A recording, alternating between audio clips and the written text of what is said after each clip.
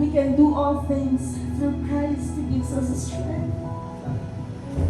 Ito po'y dahil sa inyo, Panginoon, dahil sa inyo pong kalakasan, dahil sa inyo pong habag, dahil po, O Diyos, sa inyong pag-ibig at katapatan sa aming mga buhay, nananatili po kami, Panginoon, na nakatayo. Not because, Lord, of our righteousness, not because, O God, magaling kami, kaya namin ang lahat ng bagay, but because of your grace. Amen po ba? Amen. Tayo po ay nananatiling nakatayo dahil po sa ating pong Panginoon. Kaya po, maging panalangin din po natin. Ano man ang maging kalagayan ng ating pong buhay, tayo po ay manatili din sa ating pong Panginoon. Amen po ba? Amen. Nais po ba nating manatili sa Lord? Amen. Wala pong mas ibang ligtas na lugar kundi po sa piling ng Diyos. Ano man po yung mga inaalaw ng Diyos na testing na nire-require ng patience sa ating pong mga buhay. The only key is to remain in God. Pwede po ba natin itaas ang ating pong mga kamay sa ating pong Panginoon? And let us just place our trust, place our hope to Jesus. Panghawakan po natin ang salita ng Diyos that if we remain in Him, He will remain in us.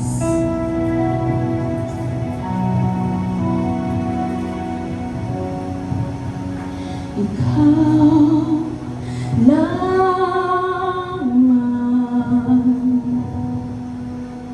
Panginoon,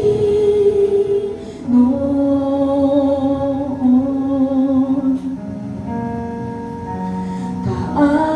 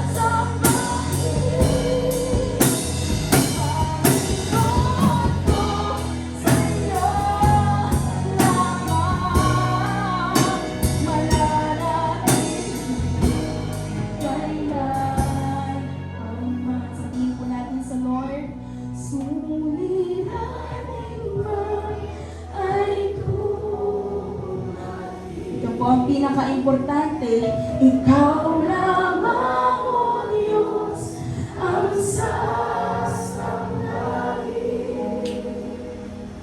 Panginoon ko, sa iyo lamang mananatili kailan. Minsan pa po, pwede po bang sa mas malakas po? Suliranin man ay lumaki. Ikaw lamang, O Diyos, ang sasambahin. Panginoon ko, sa iyo lamang mananatili kailan pa man. At kung kami tumindin at ang paligid ay kay dilim, kami ay dadalangin, kami ay dadaig sa Diyos na sumasagot ng panalangin. Ikaw ay Diyos, ikaw ay Diyos na mabutihan, tapat ang mga pangako mo, ang mga pangako mo, O Diyos, sa amin ay sapat. Kung kami ay itim at ang paligid ay kay dilim, kami ay dadalangin, kami ay dadalangin, kami ay dadaig sa Diyos na sumasagot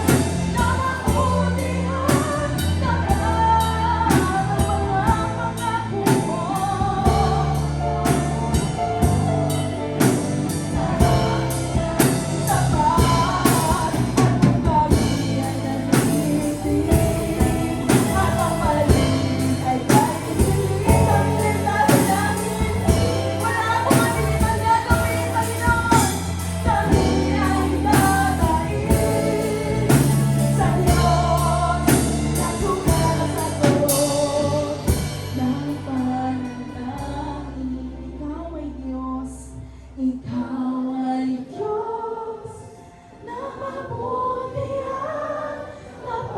tapat po ang ating Panginoon. Ang mga pangako mo, Diyos, sa amin ay sapat. At kung kami ay nanginginig at ang paligid ay dilim, kami ay dadalangin, kami ay dadaig sa Diyos na sumasagot. Habang nakataas po ang ating mga kamay sa huling awit po, ikaw ay Diyos, ikaw